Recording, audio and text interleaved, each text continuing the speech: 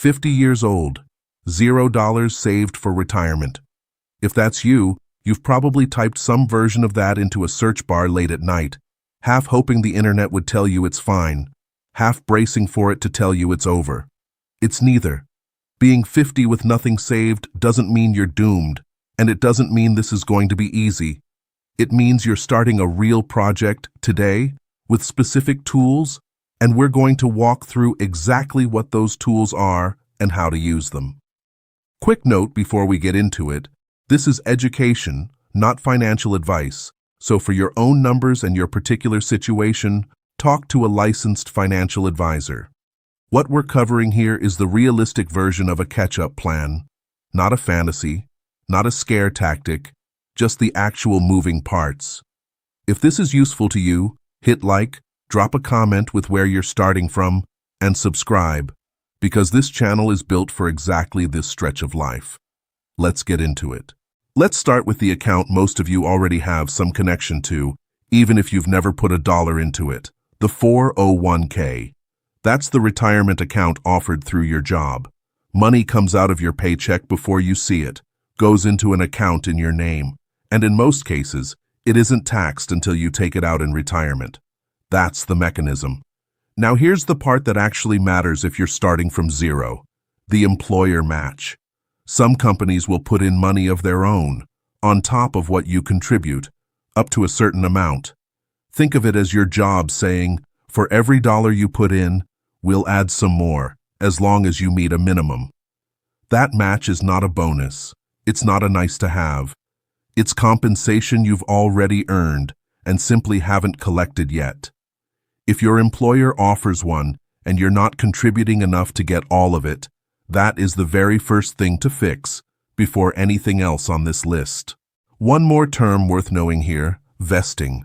Some employers require you to stay a certain number of years before their matching contributions fully belong to you. That's called a vesting schedule. It doesn't affect your own contributions, which are always entirely yours, but it's worth checking so you know exactly when the employer's portion becomes fully yours too. There's also something built specifically for people in your position, catch-up contributions. Once you turn 50, the tax code allows you to put more money into your 401k each year than someone younger is allowed to.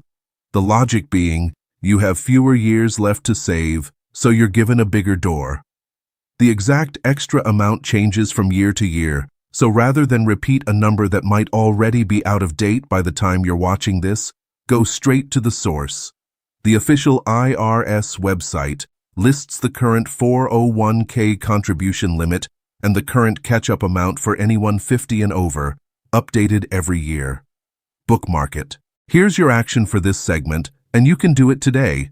Log into your 401k account, or call your company's Human Resources Department if you don't have login access, and ask 3 questions. Does my employer offer a match? And what do I need to contribute to get the whole thing? What is my current contribution percentage? And what is this year's contribution limit, including the catch-up amount, for someone my age? You don't need those answers memorized by anyone else. You need them written down for you. If your employer doesn't offer a 401k at all, don't worry. That doesn't lock you out of anything. It just means your first stop is a different account, which is exactly what we're covering next. If there's no 401k at your job, or if you've already captured the full match and want to keep going, the next tool is the IRA. That stands for Individual Retirement Account, and the key word there is individual. Unlike a 401k, it isn't tied to an employer at all. You open it yourself, at a brokerage, a bank, or an investment firm, completely separate from your job. Generally, anyone with earned income can open one. There are 2 main types, and this is genuinely a case where the right answer depends on you. A traditional IRA works somewhat like a 401k. Your contribution may reduce your taxable income now, and you pay taxes when you withdraw the money in retirement. A Roth IRA flips that around. You contribute money you've already paid taxes on, and in retirement, qualified withdrawals come out tax-free, growth included. Which one makes more sense usually comes down to whether you expect your tax rate to be higher now or higher later, and that is exactly the kind of question a licensed financial advisor or a tax professional can help you answer using your actual numbers. Nobody on the internet, including this channel, can tell you which one fits your own situation. Just like the 401k, the IRA has its own catch-up contribution rule once you hit 50, an extra amount allowed on top of the standard limit, because again, the calendar is shorter and the tax code makes some room for that. And just like before, that dollar amount changes periodically, so the move is to check the official IRS website directly for the current IRA contribution limit and the current catch-up figure, rather than trust a number that might be stale. Your action here: if you don't already have an IRA, look into opening one this month at a reputable brokerage. This doesn't require a large sum to start. If you already have one, check your current balance and your contribution rate for this year against the current limit, so you know whether there's room to add more before the year closes out. And if you're unsure whether traditional or Roth fits your situation, that's a real conversation to have with an advisor, not a guess you have to make alone. 2 accounts down. Now let's talk about something that's probably sitting right next to this whole conversation in your mind: debt. If you're carrying debt while trying to catch up on retirement, you are not the exception here. You're most of this audience. And the question underneath it is real. Do I pay down what I owe, or do I save for a future that feels far away? Here's the honest answer. It depends. But there's a general shape to how people usually think through the order. First, if your employer offers a 401k match, most guidance points toward capturing that match before anything else, because turning down free money to pay extra on a low-interest debt rarely makes mathematical sense. That match is an immediate, guaranteed return that ordinary saving or investing simply can't promise. Second, high-interest debt, the kind sitting on credit cards, often carrying a steep interest rate, tends to grow faster than most retirement savings will reasonably grow, so paying that down aggressively is usually the priority once the match is secured. Lower interest debt, like a mortgage at a modest rate, is a different conversation entirely, and reasonable people and reasonable advisors land in different places on it. There's one more wrinkle worth naming. If you have no emergency savings on top of no retirement savings, some advisors suggest setting aside a small cash cushion first, even before aggressive debt payoff, so the next unexpected expense doesn't just land straight back on the credit card you're trying to pay down.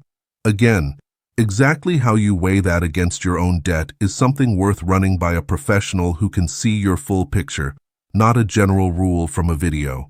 So here's your action. Sit down, today or this week, and list every debt you carry: the balance, the interest rate, and the minimum payment.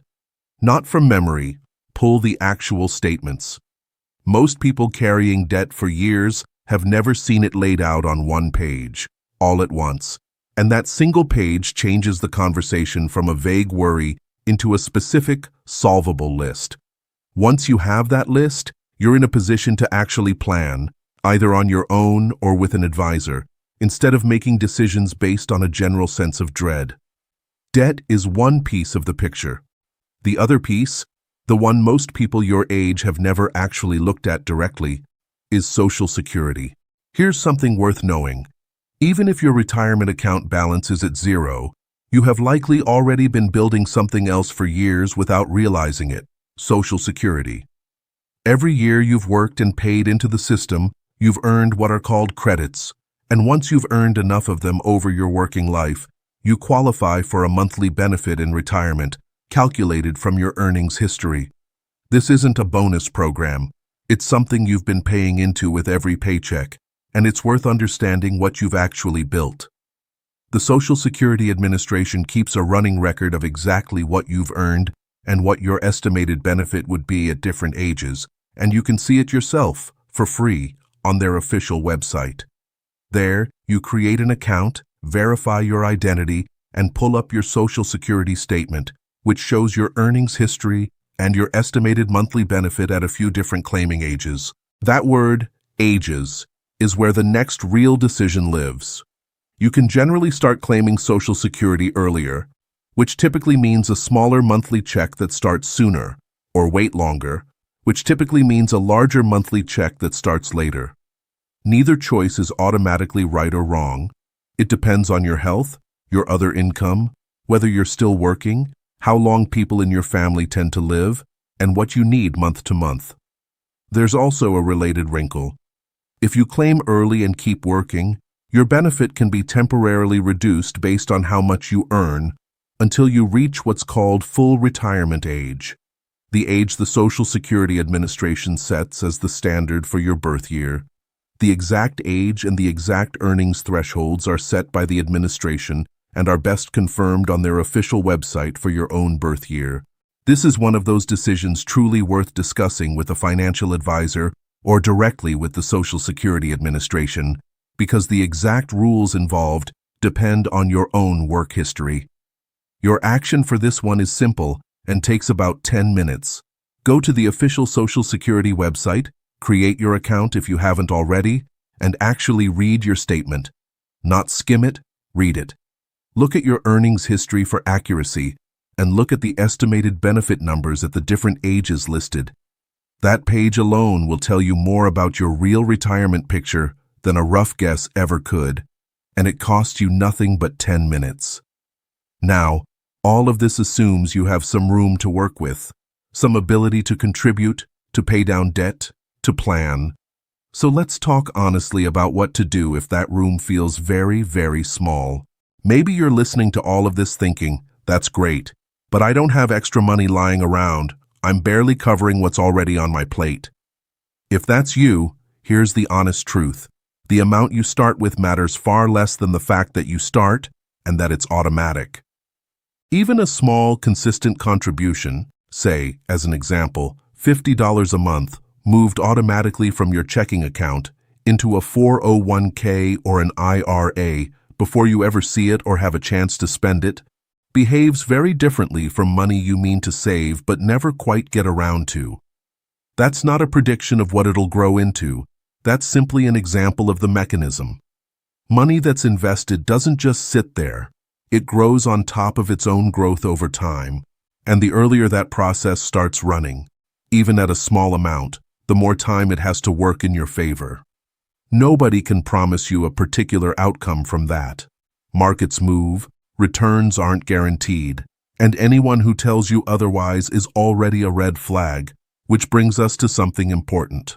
When people feel behind on retirement, they become a target for exactly the kind of offer that sounds like a shortcut, guaranteed high returns, a system that promises to make up for 10 lost years in one bold move, someone pressuring you to act fast before the opportunity disappears. None of that is how real investing works. Guaranteed high returns don't exist. Urgency and pressure are the warning sign, not the opportunity.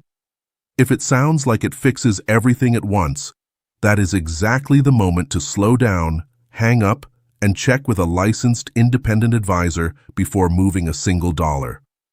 Back to the small and steady approach. It also gives you a simple way to grow over time. Many plans let you set your contribution to increase automatically by a small percentage each year, often timed with a raise, so your saving rate climbs without you having to remember to do it or feel the pinch all at once.